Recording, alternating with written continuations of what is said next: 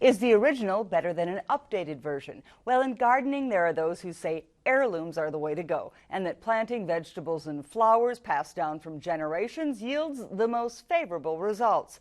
Up next, we take a look at the pros and cons of growing heirlooms, right here on Great Gardening.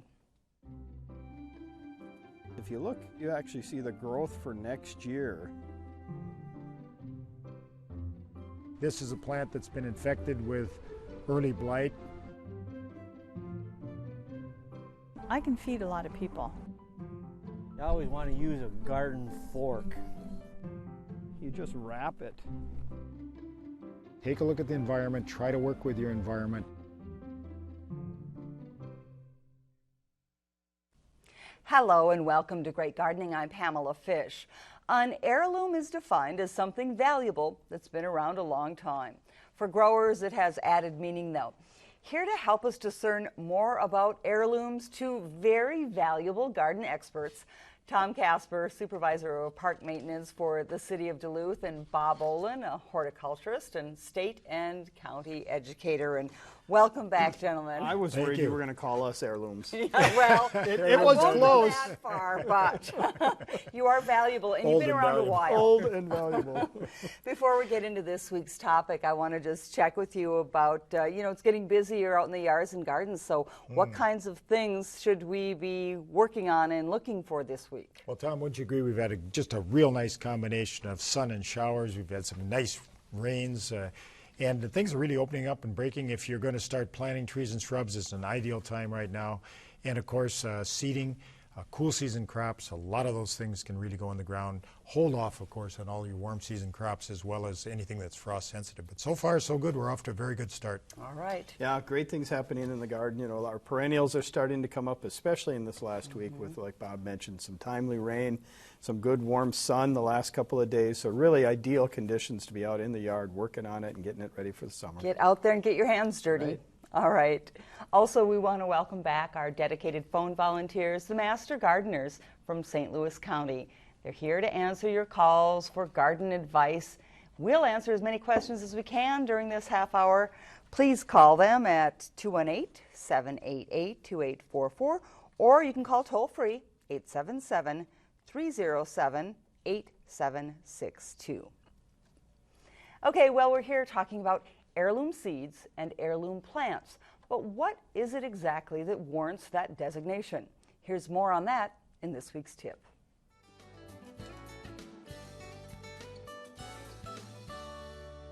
Heirlooms really mean different things to different people. For some people, it just means they're old varieties.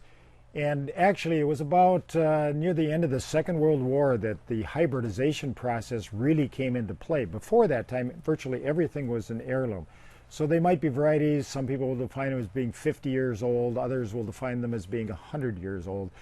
But there's one thing they have in common.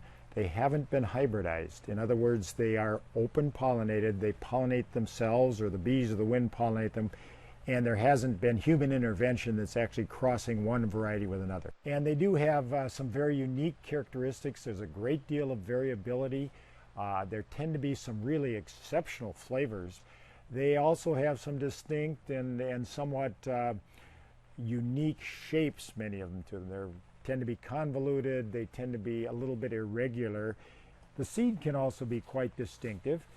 And once again, it's open pollinated, so this seed is planted, and then it's naturally pollinated by the wind and other insects, and then the seed from the fruit is actually just stripped, so there really isn't much else involved, but there tends to be a characteristic different size involved here. A lot of the heirlooms tend to be larger seed, where the hybrids tend to be a little bit smaller in actual size.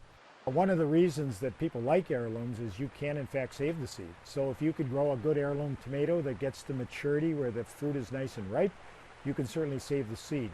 People feel maybe a little bit more self-sufficient if they can save their own seed. They're not dependent upon larger commercial entities, seed distribution points, and other major breeding houses.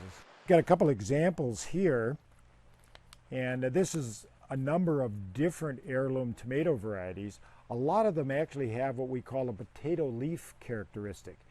Now, tomatoes and potatoes are kissing cousins, actually. They're both Solanaceae, both in the nightshade family, and this leaf actually looks characteristic of a potato leaf. So you'll see more of this in heirloom tomato varieties than what you'll see in some of the hybrids.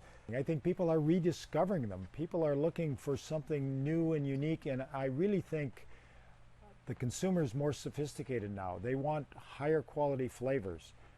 They really appreciate the difference in color. I think many consumers now are willing to accept the fact that they're a little bit less uniform in terms of shape, and actually they consider that to be desirable.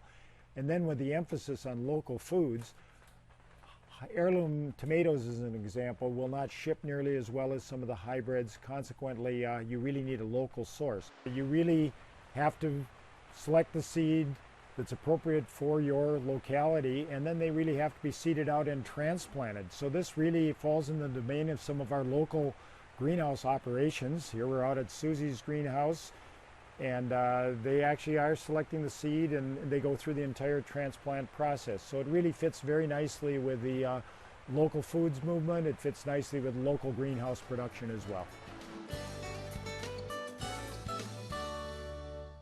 And we talked, Bob, about heirloom varieties that we might want to try here in the Northland. There really are a number to pick from. Yeah, there really are, and one nice aspect, if we are in fact getting a little warmer, getting a little more heat units in our growing season, we really are going to have more of these heirlooms to open up. Tomatoes obviously are warm season crops, and many heirlooms are a little bit longer in maturity than we'd like, but here's a good list. Brandywine, kind of the classic, wonderful, wonderful flavor associated with a kind of a derivative brandy boy. Prudence Purple, Dogma's Perfection. The one thing that's great about heirloom tomatoes in particular, the names. Oxacan Jewel. Oxacan Jewel, That's green zebra. That's the Oxacan Jewel's in Lifter. Yeah, Mortgage Lifter. One of my favorites is Radiator Charlie's Mortgage Lifter. And of course, that came out of the Depression, where people Sure. would actually grow some tomatoes, and the cash they received from that helped pay off the mortgage. Here's some of the characteristics we talked about in the tip, too.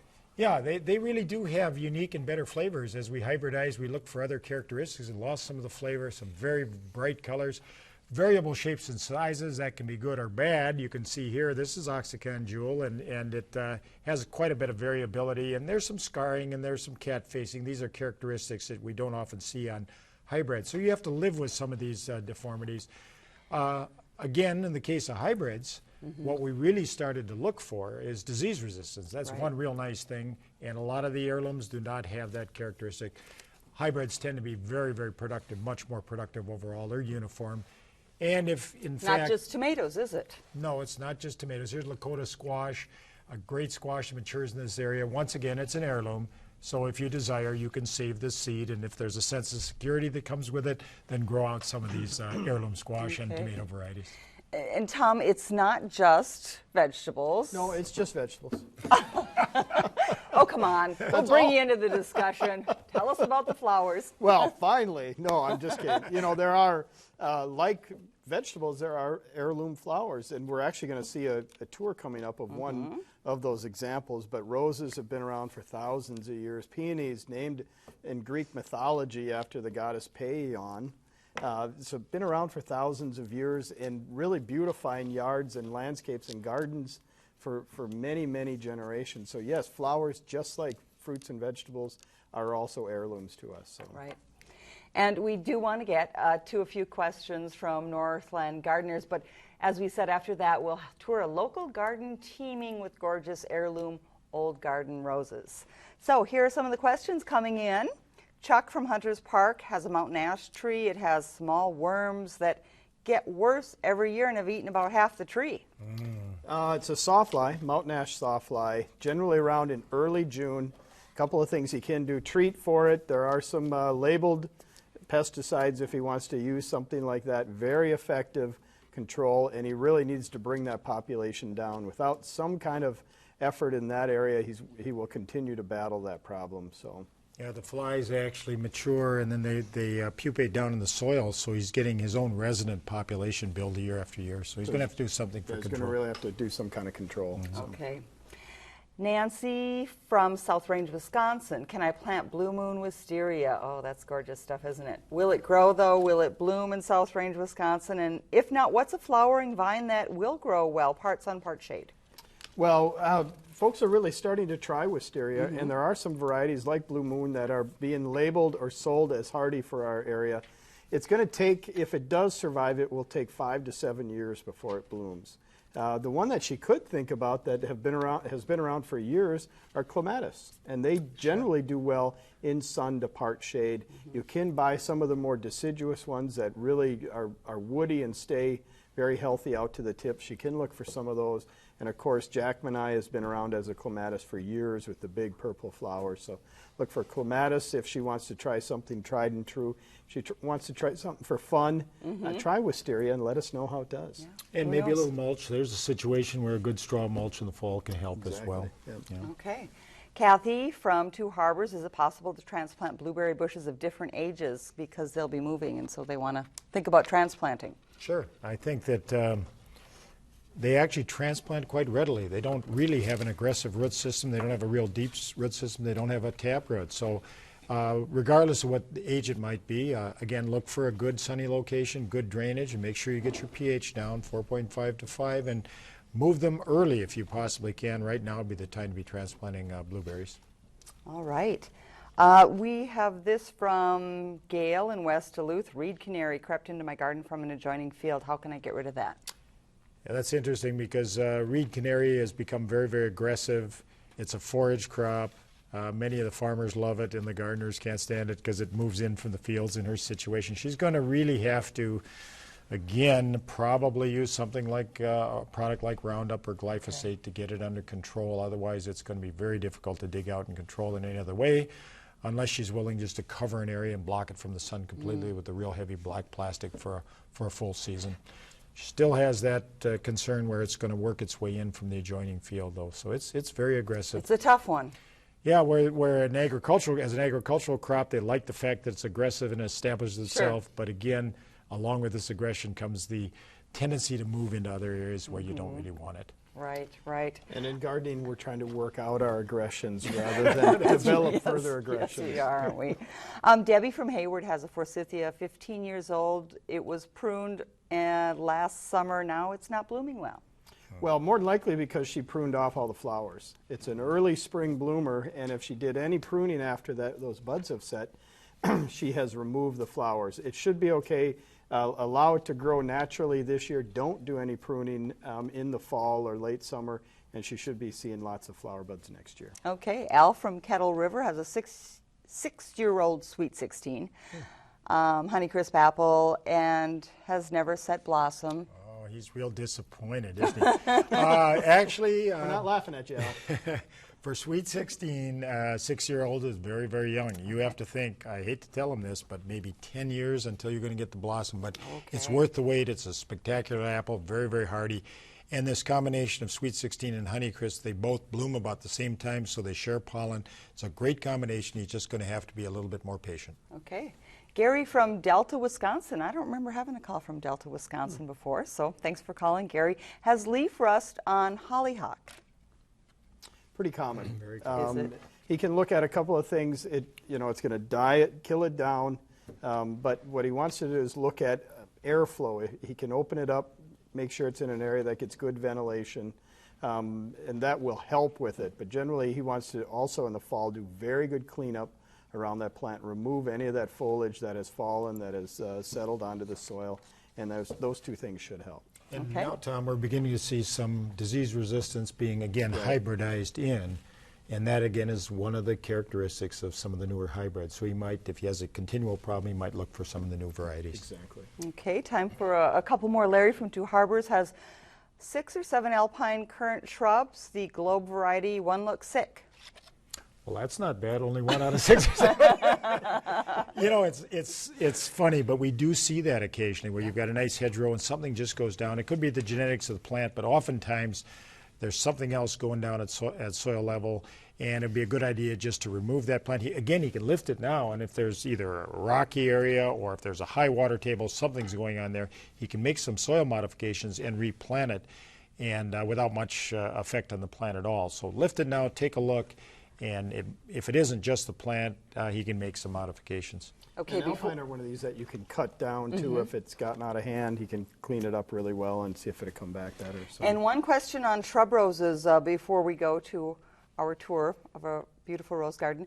An old-fashioned shrub rose I have rescued on my property is pink with lots of ruffly petals, and a lot of the blooms tend to develop, but they don't open. They get droopy and they fall off.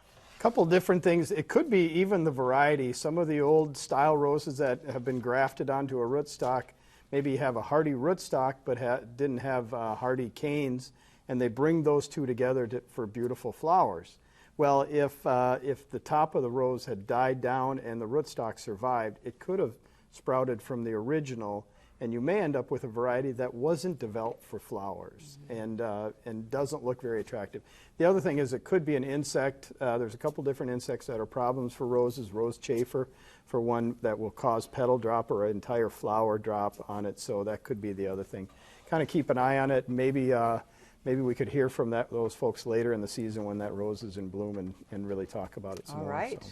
Hope it blooms better. Okay, well, as promised, some of the most beautiful heirloom flowers include the old garden roses from days gone by. Last summer, we visited a Duluth garden filled with flowering beauty from both the past and the present. I'm Catherine Algren, and welcome to my garden. My garden features hardy roses mixed with companion plants. I just find that this is such a nice way to grow the roses. I test roses for hybridizers to see how they will do in this climate. And right here I have what I'm testing for, a hybridizer from South Dakota. Isn't that beautiful? What it is I will be given the rose to plant, and I will grow this rose, and I will not spray it to see about disease resistance. I will use an organic fertilizer for it. Then I come out in the spring and I note how much winter damage is done, and then I will check and I will look for disease problems and insect problems during the summer, and then I share this information with the hybridizer. So this looks really pretty good. This has been in my garden now for 4 years. It's never going to get to its true size, but it makes a beautiful front of the border rose. This is another test rose, and I'm looking at it and I see no disease. This is really doing beautifully. And looking through my garden when I'm taking photographs, I love to see the sight lines. To me, this is going to be a great one, with the pink rose, with the blue nepeta, with the climber in the background. And the old garden rose has been in commerce before 1867. This is an example. This is Sidoni.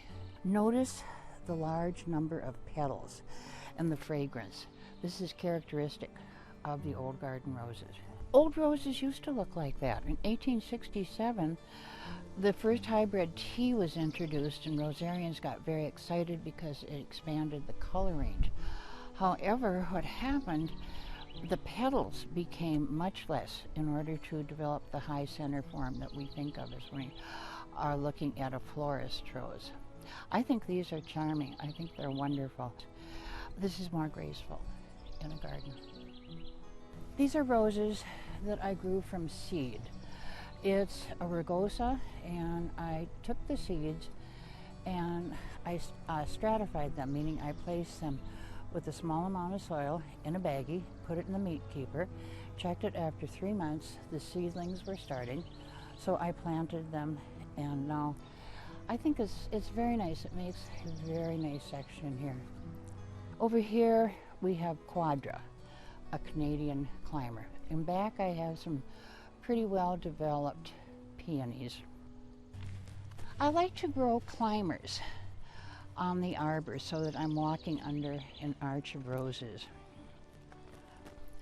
In the garden, I try and also use shrubs and dwarf trees, grasses, and I try and let quite a few of the flowers, such as the foxgloves, self-seed.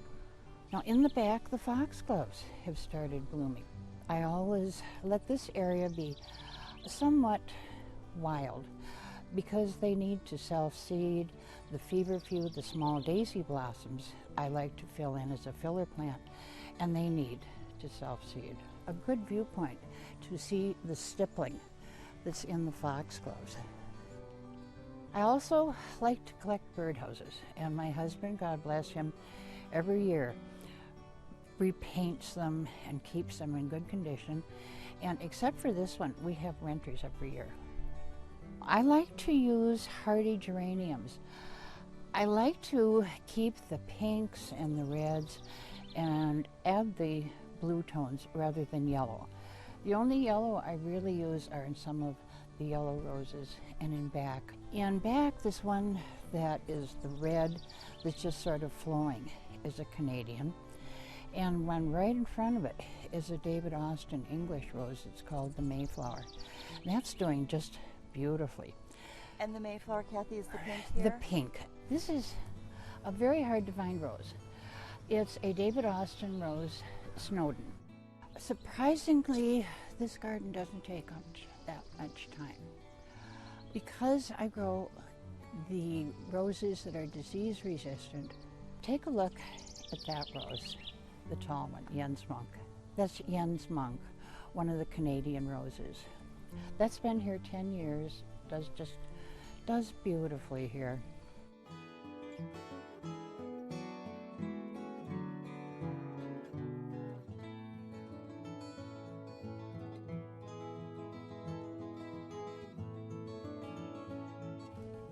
Wow, that was really spectacular. And of course, Kathy and Dave's garden was on our garden tour last year for PBS, and they were such gracious hosts. They were. What a beautiful place. Nice It was. job. It was very nice. And as she mentioned, it's really a trial garden because she's bringing in a lot of these hybridized varieties. And again, looking for natural disease resistance there so we don't have to use any pesticides. I think that's great. And yet stuff. the heirlooms that are so gorgeous that we talked about earlier, so a fine example of some of the really old-fashioned shrub roses. Exactly. Well, we're going to get to a few more questions and answers right now. Well, we'll and get to questions. We'll hope for answers. Well, yes, we'll hope for answers. Okay.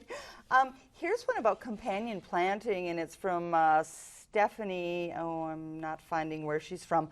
But anyway, she planted some garlic underneath the apple tree, and is wondering, is that going to ward off disease and pests from apple trees? That's what she heard. It's sort of like vampires, right? Yes, yes. Garlic wards off vampires. Well, garlic gets a lot of credit. Does a lot of good press for a lot of things, but I don't necessarily think it's going to prevent apple maggot or any of the major problems associated with the apple tree. As a matter of fact, I hate to say this, but it's probably not the ideal place for garlic as well. Okay. Well, you're in a shady condition Sure. in which you really wanted to get those nice bulbs set up. You really want full sun if you can get it. So. Okay. One other question from Stephanie, partially soggy area, about 40 by 18 they want to cover with plants so they don't have to mow. They covered it with black tarp to kill the grass. What can you suggest for options planting there? It's a soggy area. Marsh marigolds. Yeah. Yeah. Boy, that's a challenge anytime that you get into that. And she may just want to see what comes in. I would rather suspect there's going to be a lot of moss that's going to come into an area like that. And, you really have to go to some of your, if it's really wet, you have to go to some of your bog species and some of the intermediate species. That tough area. Anytime you get a moist sort of damp condition like that with lower oxygen levels in the soils, you really drop your opportunities for healthy plants. So. Okay. We have a question about an old rose bush that's 25 years old, 7 to 8 feet tall. Cut it back 2 years ago. Now it's 4 to 5 feet tall, but it hasn't bloomed in 25 years. Wow. That could, again, be similar to the question that we had previously about roses, the flowers that aren't very pretty. It could be a rootstock that was developed as the stock for a plant where they grafted canes to the top of it. So she could actually have a shrub rose root that isn't meant to flower or isn't meant to be a beautiful addition to the garden. So if it hasn't bloomed in 25 years, It probably won't. it's probably time. Tom, it is good and hardy. Though. Well, It's there you probably go. time. Enjoy the foliage. to maybe That's right. remove Enjoy it. the foliage. Just a few seconds left. What's a good tomato to grow in a hanging pot or a patio pot? Hanging pot or patio. Well, one of the earliest ones, we've got one called Tumbler that works out real nicely in baskets, or there's always a patio pick is another great variety. 4th of July isn't bad either. A little larger fruit, and it comes in very, very early. So there's All right. 3 for you. Great, good information. Well, we love it when gardeners send us pictures of what they have growing so we can share the beauty and bounty of area gardens, but sometimes the photography itself is an added bonus. Here's this week's Grow and Show. It's a feast for the senses when this Royal Star Magnolia bursts with frilled flowers in the art of Carol and Jim Wilson of rural Mason. This spring the tree bloomed and spread its heady scent for more than a month. Carol says the couple also delighted in the taste of these morel mushrooms that Jim collected mid-April in 38-degree weather. From Tatiana Alberg near Pike Lake, this bounty of last summer's garden photos includes crocuses in 2 stages of bloom, the delicate stem of a bleeding heart draped above the water, an emerging sunflower, a daylily in brilliant shades of yellow and tangerine, a bumblebee feasting on this cornflower, and the tiniest delicate spider snuggled in the petal of a marsh marigold. The flowers are from the family garden, where 15-year-old Tatiana spends time honing her fine photography skills. If you have garden photos to share, please send them to us at greatgardening@wdse.org, or if you can't email, send to 632 Niagara Court, Duluth, Minnesota 55811. How'd you like those pictures? Fantastic. She's quite a photographer. She is, isn't she? Wonderful. Yeah. She did and it's a wonderful opportunity to display your photographic work and your garden here. Absolutely. Well, it looks like that's all the time we have left. We want to mention a couple more things before we go. Of course, thank you to our phone volunteers from St. Louis County Master Gardeners, our garden experts, Bob Olin and Tom Casper, and of course, all of you who called in. And we want to remind people that the nurseries, the garden centers, the greenhouses are open. Yay. Absolutely. Finally. Lots of nursery stocks in. There was an early season, so it's really, we're off to a very good start, and it's great to support our local green industry. Mm-hmm. Well, remember, this program is rebroadcast on Saturday at 5 on PBS North, and after that you can find it online at wdse.org. And next week, some of the most delicious berries to grow and, of course, eat. From all of us here, thanks for watching and enjoy the garden.